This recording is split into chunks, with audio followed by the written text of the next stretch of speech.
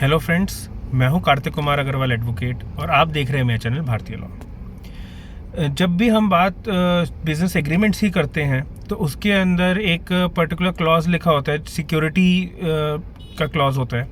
जिसके अंदर एक पार्टी दूसरी पार्टी से एक ब्लैंक चेक ले लेती है, साइन चेक लेती है बेसिकली, और वो एक सिक्योरिटी अमाउंट की तरह होता है कि अगर कल को कोई भी लाइबिलिटीज़ रह जाती हैं दूसरी पार्टी की तरफ से, तो पहली पार्टी जिसके पास आपका वो चेक है वो उसको इन कैश करवा पाए। पर अक्सर ये भी देखा गया है कि इन केसेस में जो दूसरी पार्टी है वो इस चेक को के ऊपर कोई भी रैंडम अमाउंट भर देती है और उसको उसको डिपॉजिट कर देती है बैंक के अंदर। और अगर वो आपके अकाउंट में पैसा होगा तो वो डेबिट हो जाएगा, अगर पैसा नहीं है तो फिर उसके अंदर वो जो है आपका चेक बाउंस हो जाएगा। इन केसेस में चेक जैसे ही बाउंस होगा वैसे ही सेक्शन 138 की प्रोसीडिंग स्टार्ट हो जाएंगी, नोटिस इशू हो जाएगा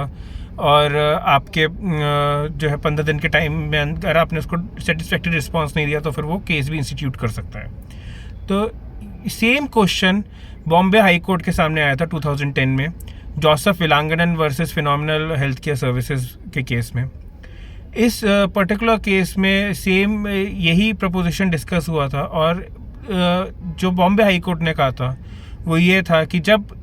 कॉन्ट्रैक्ट एंटर करा गया था तब दोनों पार्टीज़ के बीच में कोई भी डेट्स नहीं थे, कोई भी लाइबिलिटीज़ नहीं थी। एक पर्टिकुलर सर्विस को देने के लिए ये कॉन्ट्रैक्ट एंटर करा गया था और वो सर्विस दे दी गई हैं। तो जब सारी सर्विसेज भी दे दी गई हैं और कोई जो है डेट्स और लाइबिलिटीज़ दोनों पार्टीज़ के बीच में बची ही नहीं है, तो सेक्शन 138 की प्रोसीडिंग्स, यानी कि जो चेक बाउंस में नेगोशिएबल इंस्ट्रूमेंट एक्ट के सेक्शन 138 की कोई भी प्रोसीडिंग में ये पर्टिकुलर केस लाई नहीं करेगा और इसी बेसिस पे पूरे के पूरे 138 की कंप्लेंट को खारिज करा गया था, क्वैश करा गया था। आई होप आपको ये वीडियो अच्छी लगी होगी, तो प्लीज़ इसको लाइक करिए, चैनल को सब्सक्राइब करिए और कोई भी आपके डाउट्स हों, कोई भी क्लैरिफिकेशंस हों या कोई भी सजेशन हो, प्लीज़ उनको कमेंट सेक्शन में ज़रूर दीजिए। आपको कोई भी लीगल एडवाइस चाहिए तो मेरा नंबर मैं डिस्क्रिप्शन में डाल रहा हूँ, तो आप मेरे को कांटेक्ट कर सकते हैं या फिर मेरे को ईमेल कर सकते हैं। Thank you.